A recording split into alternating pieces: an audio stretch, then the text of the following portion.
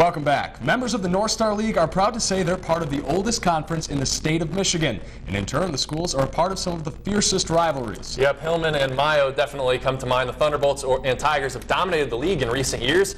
In fact, one of the two has won at least a share of the conference title in each of the past 5 seasons. Let's take a look at how things shaped up for the Tigers, Bolts, Huskies, Wolverines, and a couple Eagles.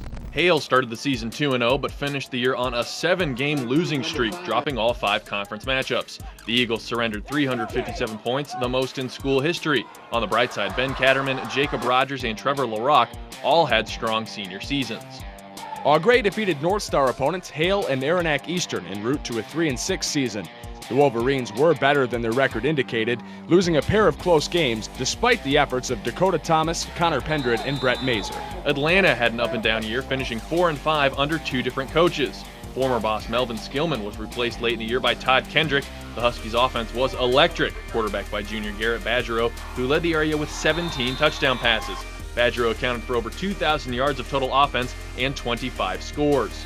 Seniors Justin Klein and Trenton Janiga were 1-2 in receiving yards. Brock Baum and Seth Teets combined for 204 tackles. Aranac Eastern nearly took down defending league champ Hillman in Week 3, but fell to the visiting Tigers 22-20. The Eagles got to 4-3 with wins over Atlanta and Peck, giving them a shot at the playoffs, but Aranac Eastern finished 4-5 and tied for 3rd in the North Star League after losses to Augrey and Baldwin.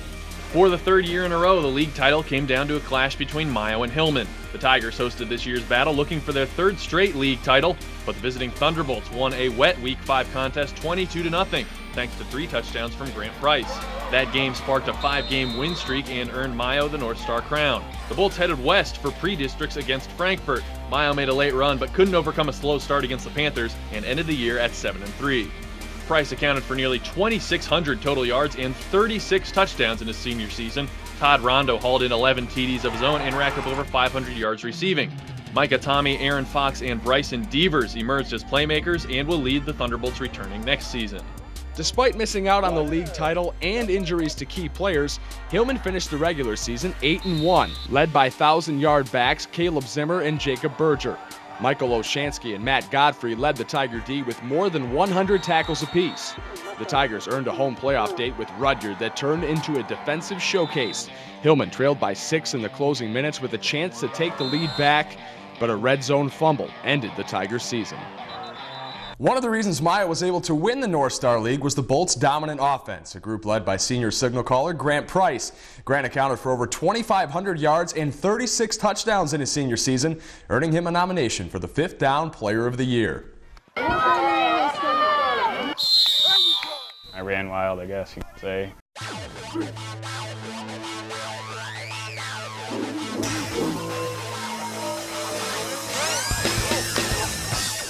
A quarterback, I'm either getting the snap, giving it to a running back, throwing a pass, or running it every play. So I like that aspect of being able to have that much control. Everybody's looking to you to lead, and I always try to do a good job of that. Fire up, Miles! Let's go, boys! Senior Grant Price is, first of all, a lot more calm. When I was a sophomore, I probably fumbled the ball 9 or 10 times that year and running plays wrong. And then this year, I've had 2 years under my belt, and I just played a lot better. Passes, complete. Go, Price, go. Come on, Grant. I always thought I had good vision. I could see the defense and my blockers. I always like to run by guys, but I think I'd have to go with running somebody over that.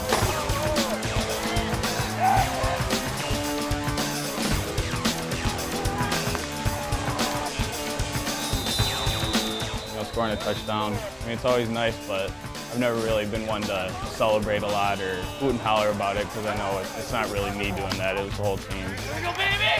I know that one thing I miss the most is just all the guys, especially after a big win. Everybody's just so excited. There's nothing like it. I just want to be one of the other guys too. I just try and act just like them, and because at the end of the day, it's not about me. It's about my Thunderbolts.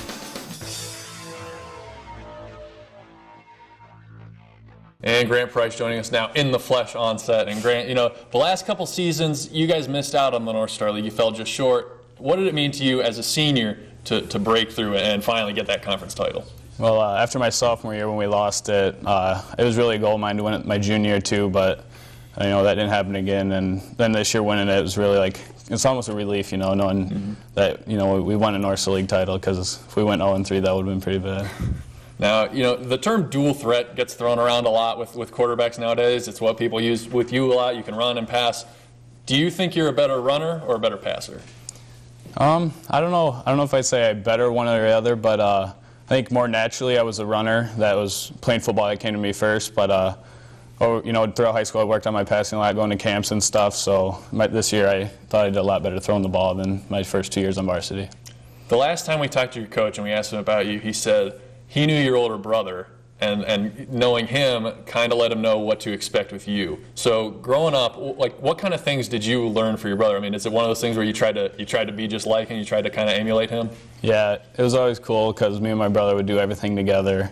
Even though we were 2 years apart, we had the same interests and stuff. So then my sophomore year, he was a senior for football, and I got moved up, and I remember playing with him like it was yesterday because he was just a great player, and I always wish that as far as my game, I could have made it more like him, as being so physical and able to make tackles and stuff like he did. And last you told us that you're about to graduate. You're considering maybe a career in sports broadcasting. So I mean, what are you coming for our jobs then? Well, yeah, I've been thinking about it because for our JV football home games, I've done some announcing for that, and I really enjoy it. But we'll see. I might. I don't know yet.